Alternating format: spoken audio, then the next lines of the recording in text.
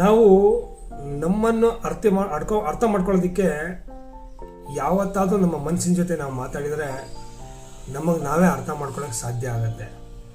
ನಾವು ಯಾವುದರಲ್ಲಿ ನೈಪುಣ್ಯತೆಯನ್ನು ಪಡ್ಕೊಂಡಿದ್ದೀವಿ, ನಮ್ಮ ಒಂದು ಜೀವನದಲ್ಲಿ ನಾವು ಯಾವ ಉದ್ದೇಶಕ್ಕಾಗಿ ಈ ಒಂದು ಜೀವನನ ನಿಭಾಯಿಸಬೇಕು, ನಮ್ಮ ಜೀವನದಲ್ಲಿ ನಾವು ಏನನ್ನ ಮಾಡಬೇಕು ಅಂತ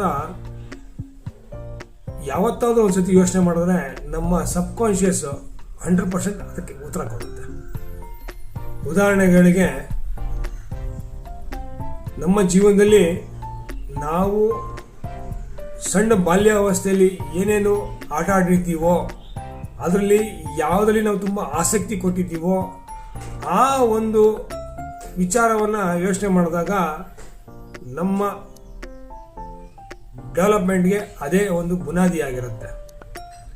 ಯಾರದ್ರ ಬಗ್ಗೆ ಯೋಚನೆ ಮಾಡಿದ್ದೀರೋ ಆ ಒಂದು ನೈಪುಣ್ಯತೆಯನ್ನು ನಿಮ್ಮ ಲೈಫ್ ಸ್ಟೈಲ್ನ ನಿಮ್ಮ ಒಂದು ಸಕ್ಸಸ್ಫುಲ್ ಲೈಫ್ ಮಾಡ್ಬೋದು. ನಾನು ಹೇಳಿದ್ದು ನಿಮ್ಗೆ ಅರ್ಥ ಆಗಿದೆ ಅಂತ ಅಂದ್ಕೊಳ್ತೀನಿ.